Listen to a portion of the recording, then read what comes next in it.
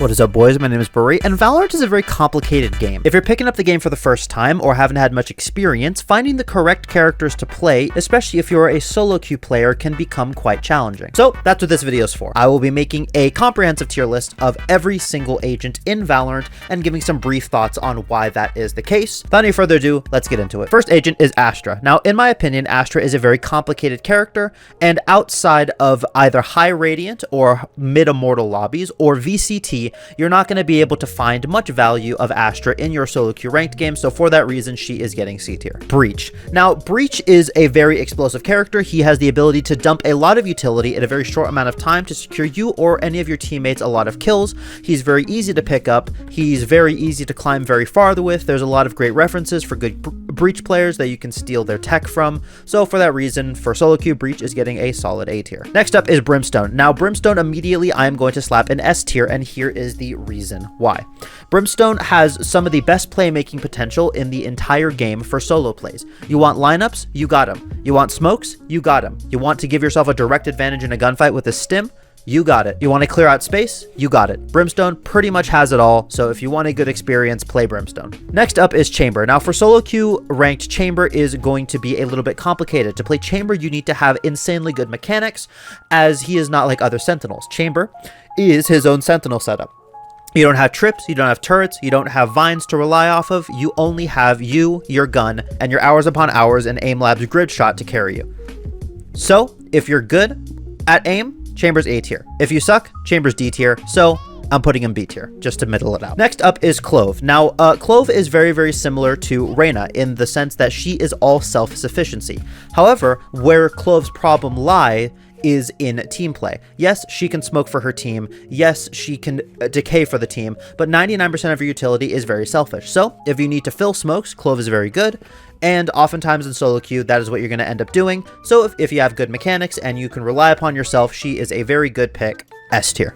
Next up is Cipher. Now, Cipher is the exact opposite of Chamber. With Cipher, you don't need to have good mechanics, you don't need to have good aim. All you need is to memorize thousands upon thousands of Acre the Dog setups on YouTube and know how to play off them correctly, understand your lurk timings, understand your basic positioning, both on defense and on offense. Be sure to trip flank for your team, and you're going to go far with Cipher. However, as far as solo carry potential goes, he doesn't have that much. He purely relies on the enemies making mistakes and him capitalizing off of it. So if you have a very fundamental understanding of the game, you can capitalize off of Cipher's utility very well. So for that reason, he is going to get the top of A tier. Next up is Deadlock, and this is going to be a bit of a controversial pick, but I am going to put Deadlock near the top of A tier. I'm going to put Deadlock slightly below Cipher in terms of her ranked competitive viability, but I know you'll be thinking to yourself, but Berate, I thought Deadlock is terrible. My one thing, watch one singular Boney video.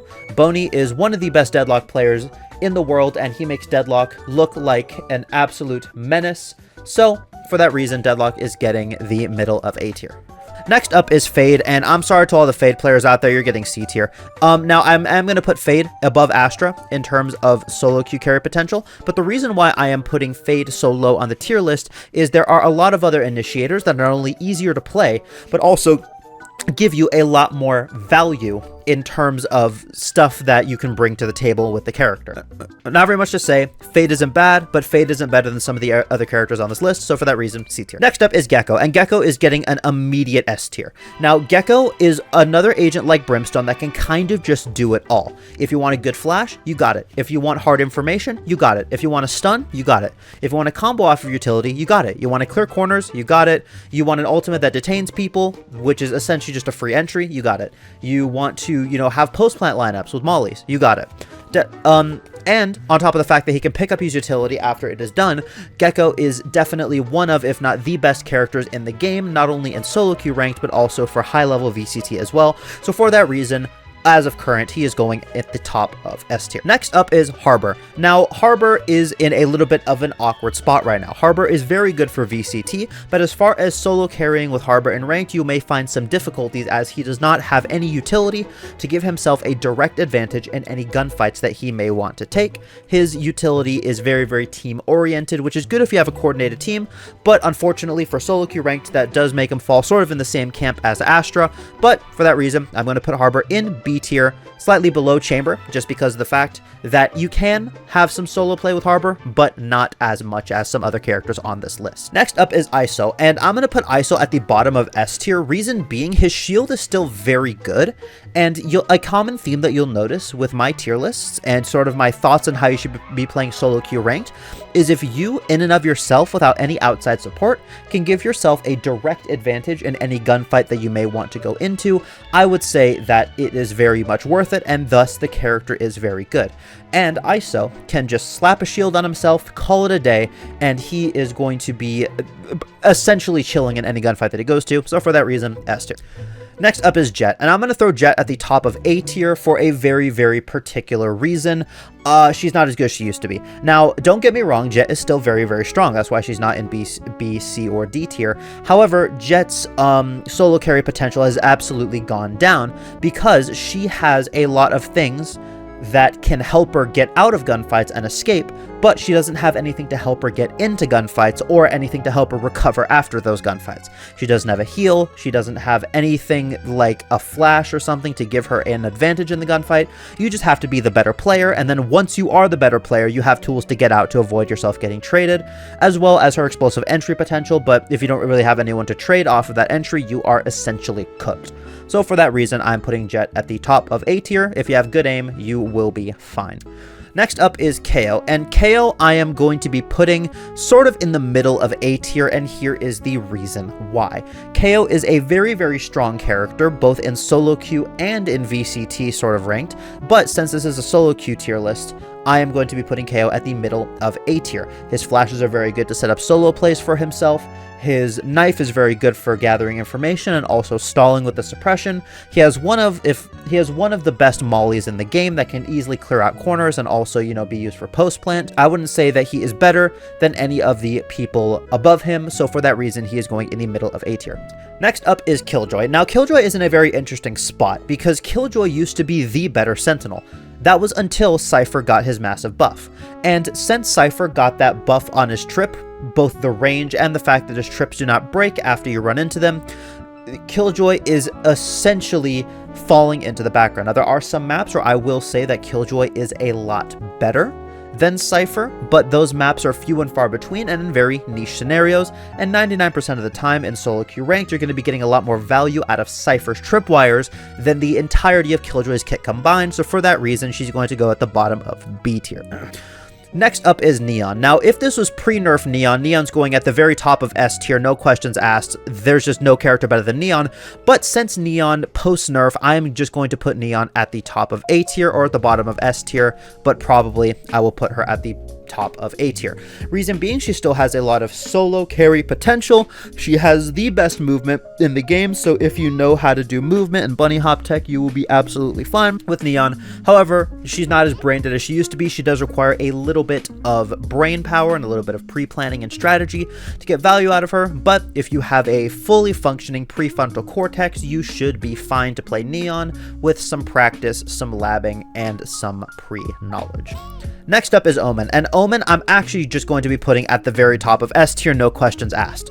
Omen is the epitome of fine, I'll do it myself. The same reasons why I'm putting agents like Gecko and Brimstone at the top of A tier, for the reason that they can just essentially do anything themselves. Omen is the epitome of all of that. On top of the fact that he has one of the best blinds in the game, some of the best smokes in the game, he also has the best mind games in the game with, you know, his teleports. His ultimate is lacking, but, you know, if you want to hear my rant about Omen's ultimate, you can refer back to my Is Omen Really the Worst Controller video. He can essentially do it all, and if you want an all-in-one character that can carry you through any rank that you may be stuck in, one-trick Omen. I one-tricked Omen to get to where I am now, so I am sure that if you do it, you will be fine. Next up is Phoenix, and Phoenix I'm going to be putting in A tier, slightly below Neon, for the reason that his flashes are now more abundant, and the flashes are the best part of his kit.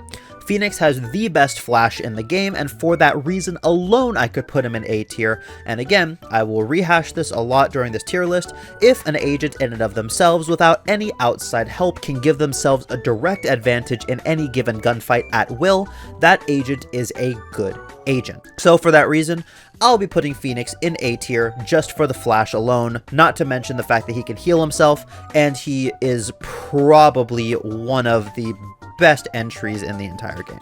Next up is Raze, and Raze I'm sadly going to have to put at the top of B tier. Now, old Raze I would be easily putting in S tier, but since the satchels got nerfed, and, you know, the ultimate is still very inconsistent, and the, you know, radius of the grenade got nerfed, and the fact that the boombot got nerfed a long time ago from 10 seconds down to 5 seconds, Raze is slowly losing a lot of her explosive entry and a lot of that power that she once had. She can't stall as well as she used to, she can't entry as well as she used to, and picking any other agent and picking any other duelist will most likely do you better than whatever Raze can throw at you.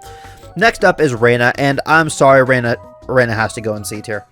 Now, for solo queue ranked, Reyna is very, very prominent, but the reason why she is so prominent is because she is brain dead.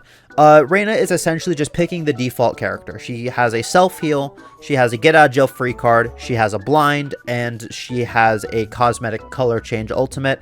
That is about it. Reyna cannot really do anything. I say Reyna is for learning the game, learning the fundamentals of the game, but then once you learn them, you are better off picking any other character. And if you are a die-hard Reyna main, consider picking up ISO, just because of the fact that ISO is just Reyna, but better. Next up is Sage, and Sage I'm going to be putting at the bottom of B tier. There's a very simple reason for this. Sage is just not a good character. She does not do her job as a sentinel in the slightest. The best that she can do is stall for a couple seconds with her wall and her slows on defense, and the only map that I would say that she's really viable on in the current map rotation is Split for that mid wall. Other than that, you're better off playing any other sentinel, and furthermore, any other agent in the game. Case closed. Next up is Skye, and Skye is also going to be going in S tier, but near the very bottom, I'm going to put her slightly above ISO. Reason being, Skye is another one of those characters that can kind of do everything. She has hard information, she has flashes, she has a stun, she has a heal to keep her teammates alive, her ultimate's very good for entries and for info and for retakes. She's just an all-around very, very good character. She isn't as broken as she used to be because before her flashes were on a regen, but I still say that Skye is a very, very strong character, and if you want to one-trick Skye in your games, you will be fine. You will be finding success. Next up is Sova, and Sova I'm going to be putting around the middle of A tier. Sort of for the same reason that KO is in the middle of A tier, Sova is essentially the information demon, and in solo queue, having essentially 24/7 wall hacks on where the enemies are can make this unpredictable game a very predictable. You start to notice patterns in the enemy's game plan, and you'll essentially be able to pick apart where they're going at all times. And in an information-heavy game like Valorant, or in really any tactical shooter, getting that sheer amount of information will always be a good idea, on top of the fact that if you have shock dart lineups and his ultimate, you essentially just have free post plants every time you plant the bomb. So, for that reason, Sova is going in A tier. Next up is Viper, bottom of D tier, not even close.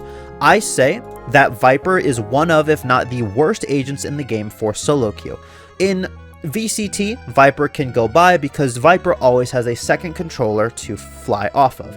And in ranked, you're lucky to get even one controller, let alone the two that Viper needs to be even somewhat viable.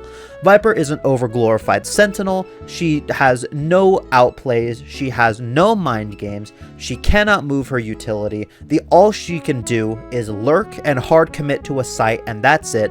Bottom of D tier, end of story. In fact, I am adding a new tier on this tier list just for Viper. There we go. Just for Viper. Viper gets her own tier. She's terrible. Next up is Vyse. Now, Vyse I'm going to put in D tier, slightly above Viper. Reason being is Vyse tries to be all the other sentinels and fails at being all of them. If you want a better version of her wall, play Cipher. If you want a better version of her razor vines, play Killjoy. If you want a better flash, just play Breach. She tries to be a lot of the other agents in the game, mushed into one, and fails at all of them. So for that reason, Vyse D tier. Next up is Yoru, and Yoru I am putting at the top of S tier, slightly below Omen.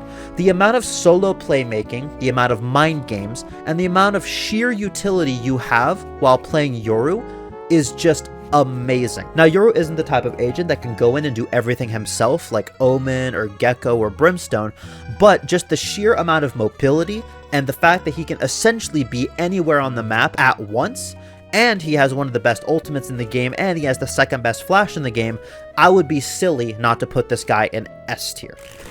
And then finally, the new agent, the Colombian man, Teo. I have no idea how to pronounce it. I'm going to get canceled. And Teo, I'm putting number 3 in S tier. Reason being, Tejo's broken, right? He's a brain-dead character. He essentially removes Cipher and Killjoy and any other Sentinel from the game with his utility. He essentially just makes that entire meta useless. So for that reason, he's just going in S tier, just because of the fact that he's a brain-dead character that does need some adjustment, and especially in an uncoordinated environment like Solo Queue ranked, he is going to be absolutely dominant until he gets some major changes. Anyways, with all that being said, that was my agent tier list. If you enjoyed this video, please leave a like and subscribe. Join the Discord server down below. I will be reviewing my VOD review series soon, so if you have a VOD that you want me to review, turn into a video, and be reviewed live on stream where you can ask questions, please feel free to submit those in the Discord server. Anyways, with all that being said, this has been Berate. Remember to brush your teeth today, because I know for a fact I haven't. Goodbye.